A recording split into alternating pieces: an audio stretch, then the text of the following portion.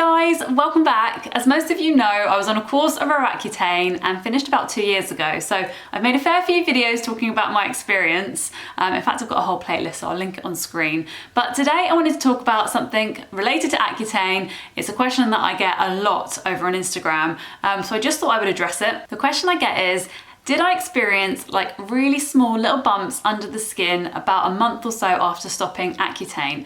And the short answer is most definitely yes. At the time, I honestly just thought it was me and my skin. But what I've realized since joining this community on Instagram and on YouTube, loads and loads and loads of us are actually experiencing this. And I really do think it's something that happens when our pores are adjusting to the oil production that's coming back. So I thought I'd make this video to one, explain that you're not on your own, you're not the only person that's going through this, it is normal, and also how you can go about getting rid of them, because I'm really pleased to say that they have completely gone. I've managed to completely clear them. I did it in about a month, to be quite honest with you. So yeah, I'm going to share that with you today, so stay tuned and let's get straight into the video. Firstly, let me just explain what I mean by little bumps, because I know that can be quite subjective. So by little bumps, I mean like a surface textural acne. So not red, not angry, not cystic. You wouldn't actually be able to see them if you were kind of like sitting this close to somebody, but honestly, the feeling of them is just like really, really bumpy and just not an even texture.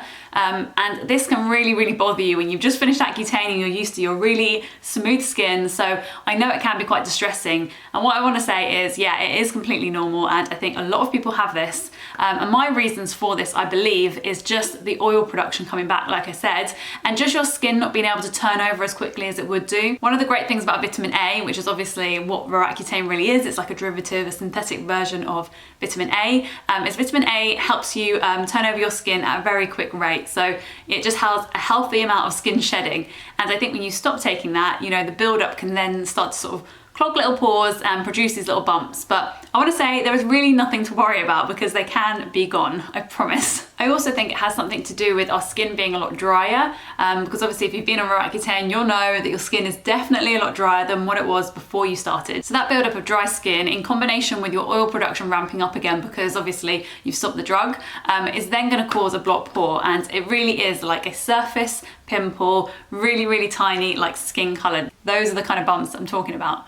So I really think the best way to address this, and it's kind of what I did, because obviously I got to the internet and I started researching how to get rid of these, because no one wants to have the feeling of their acne relapsing literally like a month or two after stopping. So these are the things that I did, and I just want to say, first and foremost, don't panic, you will be able to get rid of them. This really doesn't mean that you're going to need Accutane round 2, trust me. So the first thing that I did was exfoliated, and I went a bit crazy with this in the beginning and it didn't help at all, because I was using chemical exfoliants like salicylic acid, glycolic acid, lactic acid, and honestly, not a good combination if you've already got quite sensitive skin after stopping Accutane. So once I realized that the chemical exfoliants were actually doing more harm than good, I completely stopped those. And what I decided to do instead was use manual exfoliation, which is basically just using something abrasive to kind of gently buffer on your skin to get rid of them. And for me, the best thing that I've found is a muslin cloth, and I still use that. I use my muslin cloth maybe sort of once or twice a week, and it's just really to help the skin shed and just, you know, reveal the kind of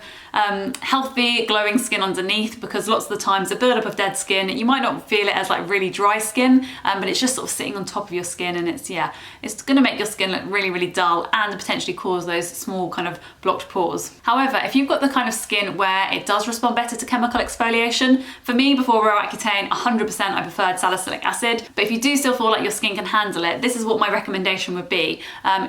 For me, I didn't have those small little bumps all over my face, it was just on my cheeks. So what I would do from time to time, if I felt like the exfoliation needed like a little bit extra, is I would go back to the salicylic acid only, not the combination of all three, and I would gently just use that product on my cheeks, and I would avoid like around my nose, my mouth, my forehead, because those areas were far more sensitive to me. Also guys, I'm so interested to find out how many of us have actually experienced this, so please like give this video a like or leave me a comment just to let me know, because I find that so many people have asked me this and I didn't realize at the time. I honestly thought I was the only one having this kind of like reaction to stopping Accutane. The second thing I did was really look at what was going to cause excess oil in my skin.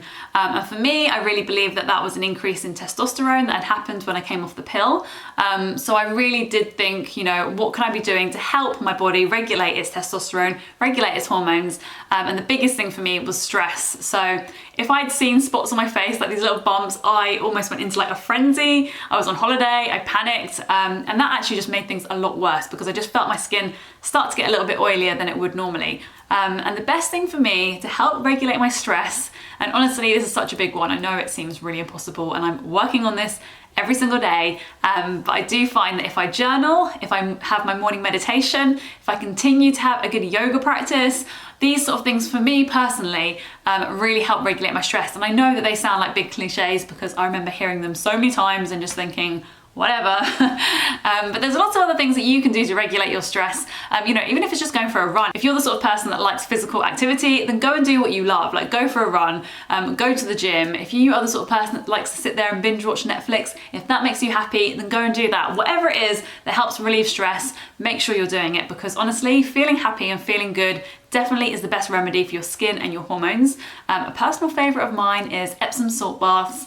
I bang on about this all the time because it's honestly my favourite way to relax. Recently, oh god guys, I've got the best evening routine. In fact, I uploaded it last week, yeah, so I'll link that down below as well. But I should have included in there, my favourite thing is actually to have a bath with Epsom salts, is to put on the Calm app and have a bedtime story read to me. And when I come out of the bath, I literally feel like my muscles just feel relaxed. I just feel completely and utterly calm, and it's the best feeling. So if you're anything like me, that would be great. I also think reading, I'm really making it an effort this year to actually read at least one book a month, and not something that's just educational. I find myself in that kind of trap too. I don't know about you guys, but I like to read kind of informative books, but I'm making a real effort to read fiction so that I can relax and just kind of, yeah, it just takes your mind off all the other things that are going on. So yeah, certainly a great way to chill out. The next thing that I like to do is actually to make sure I'm incorporating things in my diet that help to regulate my testosterone as well. So the biggest thing for me has been spearmint tea. I absolutely love it. I think it really helps. And over the last few weeks, I've had to stop drinking it because unfortunately I'm having some problems with like my esophagus and like acid reflux. So I haven't been able to actually drink that anymore. And I actually think that's starting to show because I have had like a few tiny little pimples that are sort of coming up, which again, could be a lot of things. I don't think that's solely down to not having spearmint tea, but I did notice a really big reduction in the little bumps the minute I started to incorporate spearmint tea. So yeah, definitely get on that if you haven't already. I also tried things like licorice root, which I did see some help with as well. Licorice root is essentially like a supplement, and then you can take that and it helps to regulate your testosterone. So another great thing to try. And unfortunately, the biggest thing for me that really works, and it almost pains me to say it because I love it so much, is by reducing sugar.